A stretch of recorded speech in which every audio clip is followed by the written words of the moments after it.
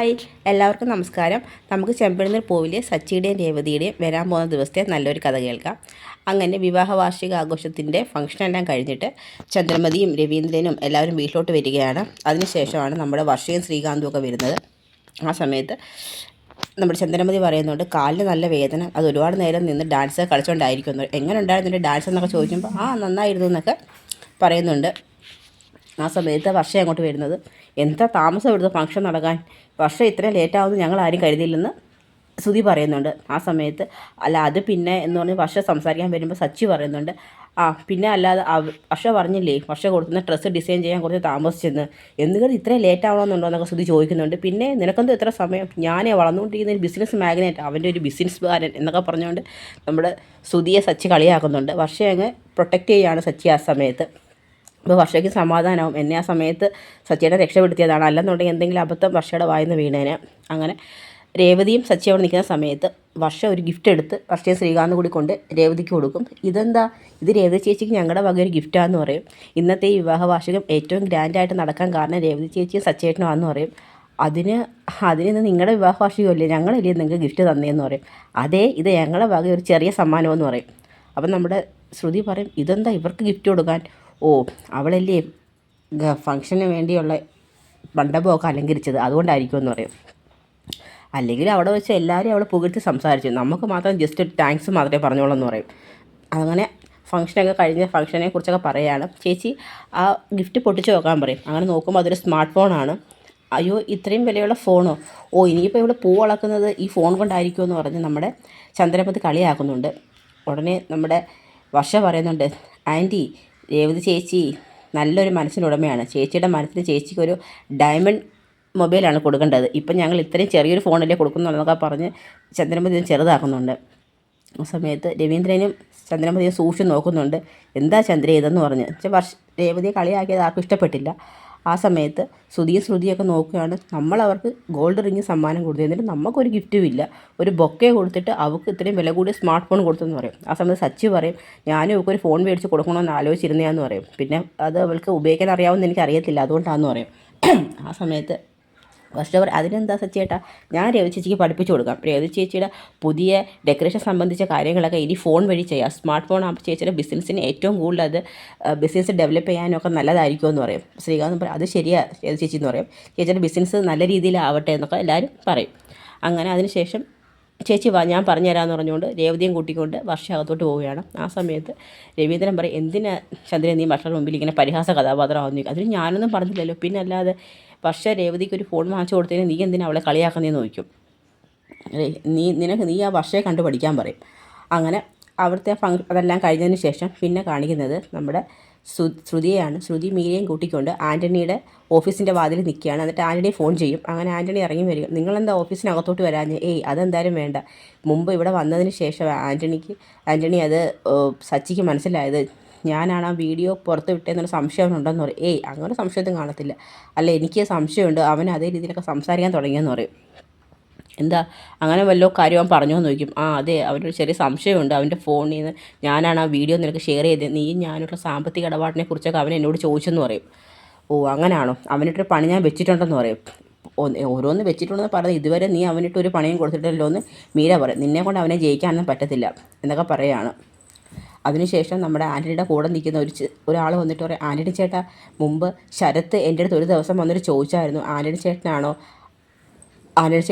ആ വീഡിയോ ലീക്കാക്കിയെന്ന്. അതിൽ കുറച്ച് ദിവസം മുന്നേ, എന്നിട്ട് നീ എന്താണ് കഴുത എൻ്റെ അടുത്ത് ആ കാര്യം പറയാൻ? അത് ഞാനും മറന്നു ആൻ്റണി ചേട്ടാന്ന് പറയും. കണ്ടില്ലേ സച്ചിൻ, നീ അറിയാതെ നിന്നെ ഫോളോ ചെയ്യുന്നുണ്ടെന്ന് മീര പറയുന്നുണ്ട്. അത് ശരിയാ, അവനെ ശ്രദ്ധിക്കണമെന്ന് പറയും. പക്ഷേ ആ ശരത്തിനെ നീ സൂക്ഷിക്കണം, ശരത്താണ് ഇപ്പോൾ ഇതിൻ്റെയൊക്കെ പുറകിൽ അന്വേഷിക്കുന്നതെന്ന് പറയും. അവൻ ആളൊരു മിടുക്കനായിരുന്നു എന്ന് പറയും. അതെന്താ, നിൻ്റെ കൂട്ടത്തിൽ നിന്ന് പോയിട്ട് നീ അവനെ കുറിച്ച് നല്ലത് സംസാരിക്കുകയാണോ എന്ന് ശ്രുതി ചോദിക്കും. അല്ല, അവനുള്ള സമയത്ത് എൻ്റെ അക്കൗണ്ട്സും കാര്യങ്ങളൊക്കെ നോക്കാൻ എനിക്കൊരു ബുദ്ധിമുട്ടും ഇല്ലായിരുന്നു, കാരണം അവൻ നല്ല ഡീറ്റെയിൽ ആയിട്ട് എല്ലാ കാര്യങ്ങളും ചെയ്തു തരുമായിരുന്നു. ഇപ്പോൾ ഞാൻ എൻ്റെ കണക്കൊക്കെ നോക്കാൻ ഞാൻ കിടന്ന് ബുദ്ധിമുട്ടുകയെന്ന് പറയും. അപ്പം മീരയുടെ അടുത്ത് പറയും, ഒരു കാര്യം ചെയ്യോ, നിനക്ക് എൻ്റെ അക്കൗണ്ട്സൊക്കെ നോക്കാൻ പറ്റുമെന്ന് ചോദിക്കും. ഉടനെ മീര ചോദിക്കും, നീ എന്താ എന്നെക്കുറിച്ച് കരുതിയത്, നീ കട്ടും ഓടിച്ചും കൊണ്ടുവരുന്ന മുതലിൻ്റെയൊക്കെ കണക്ക് ഞാൻ നോക്കണമെന്ന് ചോദിക്കും. അതല്ല നീ കരുതുന്നതാണെങ്കിൽ എനിക്ക് ഇല്ലീഗൽ ബിസിനസ് മാത്രമല്ല ലീഗലായിട്ടുള്ള ബിസിനസ്സുകളും ഉണ്ട്. അതിൻ്റെ കണക്കും കാര്യങ്ങളൊക്കെ നീ നോക്കിയാൽ മതി. നീ എന്നെക്കുറിച്ച് എന്താ കരുതിയത്? ഞാനൊരു IT പ്രൊഫഷണലാണ്. എനിക്ക് ജോലിയും തിരക്കുകളൊക്കെ ഉണ്ട്. ഞാൻ പിന്നെ ഇവളുടെ കൂടെ ഓരോ കാര്യങ്ങൾക്ക് വരുന്നതെന്ന് കരുതി എനിക്ക് അത്ര വരെ ഗതികേടൊന്നും വന്നിട്ടില്ലെന്ന് പറയും. അതെന്താ എൻ്റെ ഓഫീസിൽ വന്ന് കണക്ക് നോക്കുന്ന അത്ര ഗതികേടാണോ? എനിക്ക് താല്പര്യമില്ലെന്ന് പറയും. ഇവിടെ ശരി, നിനക്ക് താല്പര്യം വേണ്ട, നിനക്ക് പരിചയമുള്ള വിശ്വസ്തരായിട്ടുള്ള ആരെങ്കിലും ഉണ്ടോ എന്ന് ചോദിക്കും. ആ നോക്കട്ടെ എന്നൊക്കെ പറയും. അപ്പോഴത്തേക്ക് എങ്കിൽ ശരി ഞങ്ങൾ പോവാമെന്ന് പറയും. അപ്പോൾ പിന്നെ ശ്രുതി പറയും, നീ ആ സച്ചി ഒന്ന് ശ്രദ്ധിക്കണം, സച്ചിയും ശരത്തും നിൻ്റെ പുറകെ തന്നെ ഉണ്ട് എന്നൊക്കെ പറയും. ആ അതൊക്കെ ഞാൻ ശ്രദ്ധിച്ചോളാം എന്നൊക്കെ പറയുന്നുണ്ട്.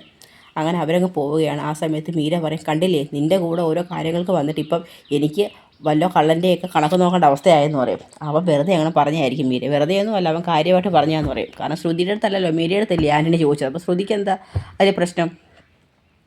അങ്ങനെ അതിനുശേഷം നമ്മുടെ ലക്ഷ്മി അമ്മയുടെ വീടാണ് കാണിക്കുന്നത്. അങ്ങനെ രേവതി അമ്മയെ കാണാനായിട്ട് വീട്ടിലോട്ട് വരുന്നുണ്ട്. ആ സമയത്ത് ദേവും കുറച്ച് പൂവൊക്കെ കൊടുത്തതിന് ശേഷം ഓഫീസിലോട്ട് പോകാനൊക്കെ റെഡി ആവുകയാണ്. ശരത്ത് വീട്ടിലില്ല. ആ സമയത്ത് രേവതി അങ്ങോട്ട് വരും. ആ അമ്മേ മോളെ എന്ന് ചോദിക്കും. എന്താ അമ്മേ? ആ ഇന്നിച്ചിട്ട് പൂവൊക്കെ കൊടുക്കാനുണ്ട്. കുറച്ച് ദേവ് രാവിലെ കൊണ്ട് കൊടുത്തു, ഇനി ബാക്കി കൊണ്ട് കൊടുക്കണമെന്ന് പറയും. അതിനെന്താ അമ്മ ഇങ്ങനെ എടുക്കും, ഞാൻ സ്കൂട്ടറിൽ കൊണ്ട് കൊടുക്കാമെന്ന് പറയും. വേണ്ട മോളെ, ഇത് ഇച്ചിരി ഇല്ലേ ഉള്ളൂ, ഞാൻ അങ്ങോട്ട് പോകുന്ന വഴി കൊടുത്തേക്ക്, അത് സാരമില്ല അമ്മയെന്ന് പറയും. അപ്പോൾ ദേവ് പറയും, ചേച്ചിയെങ്കിൽ ഞാൻ പോട്ടെ. ആ എങ്കിൽ നീ പൊയ്ക്കോ, താമസിക്കേണ്ട, ഓഫീസിൽ പോകാൻ ഹോസ്പിറ്റലിൽ കാരണം താമസം എടുക്കത്തില്ലേന്ന് ചോദിക്കും. അങ്ങനെ പോവും. അല്ല ദേവു, ശരത്തിൻ്റെ അവൻ രാവിലെ അവൻ്റെ കോളേജ് പ്രിൻസിപ്പളിനെ കാണണമെന്ന് പറഞ്ഞ് പോയെന്ന് പറയും. ആ അവനിപ്പോൾ എങ്ങനെയുണ്ട്? കുഴപ്പമൊന്നുമില്ല മോളെ, നല്ല പഠിക്കുകയൊക്കെ ചെയ്യുന്നുണ്ടെന്ന് പറയും. ആ സമയത്താണ് നമ്മുടെ ശരത്ത് അങ്ങോട്ട് വരുന്നത്. ചേച്ചി എപ്പോൾ വന്നു? ഞാൻ കുറച്ച് നേരമല്ല, നീ എവിടെ പോയിരുന്നു? നീ പ്രിൻസിപ്പളിനെ കാണാൻ പോയത്? ദേവ് പറഞ്ഞു. ആ ചേച്ചി ഞാൻ പ്രിൻസിപ്പളിനെ കാണാൻ പോയിരുന്നെന്ന് പറയും. എന്തു പറ്റി? അത് നമ്മുടെ പ്രിൻസിപ്പളിൻ്റെ വീട്ടിലൊരു കല്യാണ ഫംഗ്ഷൻ വരുന്നുണ്ട്, അപ്പോൾ അതിൻ്റെ ഓർഡർ ചേച്ചിക്ക് കിട്ടി, അത് ചേച്ചിയുടെ പറയാൻ വേണ്ടിയാണ് ഞാൻ വന്നതെന്ന് പറയും. എനിക്കോ? അതെ, നമ്മുടെ വീട്ടിലെ കാര്യമൊക്കെ സാറിനറിയാം. അപ്പം ഞാൻ ചേച്ചിയുടെ കാര്യം സാറിനോട് പറഞ്ഞിട്ടുണ്ട്. ചേച്ചി ഇതേണക്കുള്ള മണ്ഡപം ഡെക്കറേഷനൊക്കെ ചെയ്യുന്നുണ്ടെന്ന് പറഞ്ഞു. അപ്പം സാറാ പറഞ്ഞത് ആ വർക്ക് ചേച്ചിക്ക് കൊടുക്കാമെന്ന്. ഇതൊരു വലിയ വർക്കാണ് ചേച്ചി. മുമ്പ് ചേച്ചി ചെയ്ത കണക്കുള്ള ചെറിയ വർക്കൊന്നും അല്ല. പകുതി ആരും ചെയ്യാൻ വേണ്ട, ചേച്ചിക്ക് തന്നെ മുഴുവൻ വർക്കും ചെയ്യുന്നതെന്ന് പറയും. ആണോ? ഇത് വലിയൊരു വർക്കാണ് ചേച്ചി, 4-5 ലക്ഷം രൂപ ചിലവ് വരുന്നതാണെന്ന് പറയും.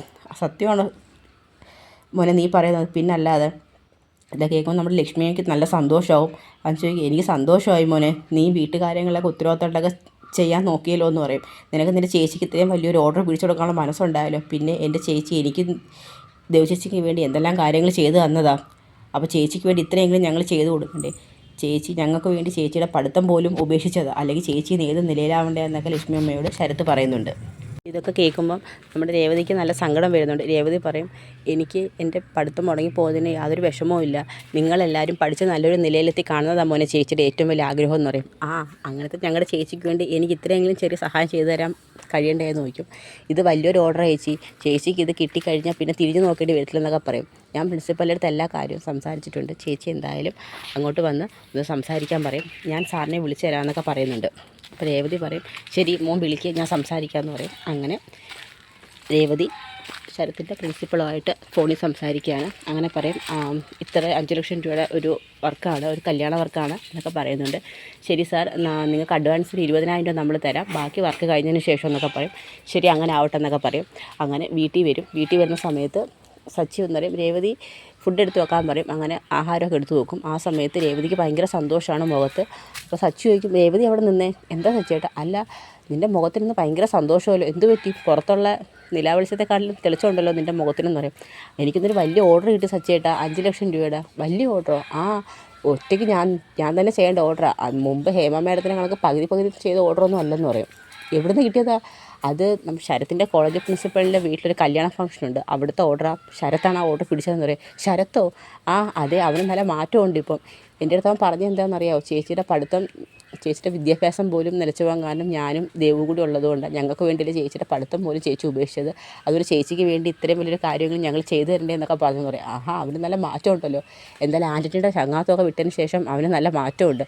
അതേ സച്ചിയേട്ടാ, അവൻ പഠിച്ച് നല്ല നിലയിലെത്തുമെന്ന് പറയും. ആ അങ്ങനെ തന്നെ ആവട്ടെ എന്ന് പറയും. അങ്ങനെ പറയും. അപ്പോൾ ഇതിനിപ്പം അഡ്വാൻസ് 20,000 രൂപ അഡ്വാൻസ്. അപ്പോൾ രേവതി ഇനിയും പൈസ വേണം സച്ചേട്ടാ, പൂവൊക്കെ നമുക്ക് കടം മേടിക്കാം, പക്ഷേ എങ്കിലും കുറച്ച് പൈസയും കൂടി വേണ്ടി വരുമെന്ന് പറയും. നമ്മുടെ വഞ്ചിക്കൽ അത്രയും പൈസ കാണുമോ? അത്രയും കാശൊന്നും കാണത്തില്ല, ഒരു 50,000 രൂപയുടെ കുറവുണ്ടെന്ന് പറയും. അതും കൂടി ഉണ്ടെങ്കിൽ നമുക്ക് വർക്ക് തീർത്തു കൊടുക്കാൻ പറ്റത്തുള്ളൂ. പിന്നെ ഫംഗ്ഷൻ കഴിഞ്ഞ് കഴിയുമ്പോഴത്തേക്ക് അവർ ബാക്കി പൈസ തരുമെന്ന് പറയും. ഇനിയിപ്പോൾ എന്തോ ചെയ്യും? ഒരു കാര്യം ചെയ്യാം, നമുക്ക് ശ്രീകാന്തിനോടും വർഷയോടും ചോദിച്ചാലോ എന്ന് ചോദിക്കുമ്പോൾ സച്ചി പറയും, അതെന്തായാലും വേണ്ട, ഒരു വീട്ടിൽ താമസിച്ചിട്ട് പൈസയൊക്കെ ചോദിച്ചിട്ട് എന്തെങ്കിലും അവർക്ക് തരാൻ എന്തെങ്കിലും ബുദ്ധിമുട്ടുണ്ടോ, അതൊരു വിഷമാവത്തില്ലേ എന്ന് പറയും. വേണ്ടേ, വേണ്ട എങ്കിൽ സച്ചിയേട്ടൻ ചോദിക്കേണ്ട, ഞാൻ ചോദിക്കാം വർഷയോടൊന്ന് മാത്രമായിട്ട് പറയും. അതെന്തായാലും വേണ്ട, വർഷയും ശ്രീകാന്തിനോടും ചേർന്ന് നീ ഒറ്റയ്ക്ക് ചോദിക്കേണ്ട, ഞാനും കൂടി വരാമെന്ന് പറയും. സച്ചിക്ക് അത്ര താല്പര്യമില്ല എങ്കിലും രേവതി നിർബന്ധിക്കുന്നതുകൊണ്ടും പിന്നെ ഓർഡർ ചെയ്ത് കൊടുക്കാൻ ഏറ്റതുകൊണ്ടും പോയി സംസാരിക്കും. അങ്ങനെ അവരോട് പോയി സംസാരിക്കുകയാണ്. സംസാരിക്കുമ്പോൾ ഞങ്ങൾക്കൊരു ഓർഡർ കിട്ടിയിട്ടുണ്ട്. അപ്പം നമുക്കതിൽ 5 ലക്ഷം രൂപയുടെ വർക്കാണ്. അപ്പം 20,000 രൂപ നമുക്ക് അഡ്വാൻസ് കിട്ടിയിട്ടേ ഉള്ളൂ. ബാക്കി വർക്ക് കഴിയുമ്പോൾ അവർ തരാമെന്നാണ് പറഞ്ഞത്. അപ്പം ഞങ്ങൾക്ക് കുറച്ച് പൈസയുടെ ആവശ്യമുണ്ട്. ഒരു 50,000 രൂപ ഞങ്ങൾക്കൊന്ന് സഹായിക്കാൻ പറ്റുമോ എന്ന് വർഷയോട് ചോദിക്കുന്നുണ്ട്. വർഷ പറയും സഹായിക്കാൻ പറ്റുമോന്നോ, എന്തോ രേവതി ചേച്ചി ചോദിക്കുന്നത്, ചേച്ചിക്ക് ഒരു ആവശ്യം വരുമ്പം ഞങ്ങളെക്കൊണ്ട് പറ്റുന്ന സഹായം ഞങ്ങൾ ചെയ്തു തരുന്നില്ല. അതൊരു 50,000 രൂപയുടെ കാര്യമല്ലേ ഉള്ളൂ. ചേച്ചിക്ക് ആ പൈസ കിട്ടിയെന്ന് തന്നെ കരുതിക്കോ.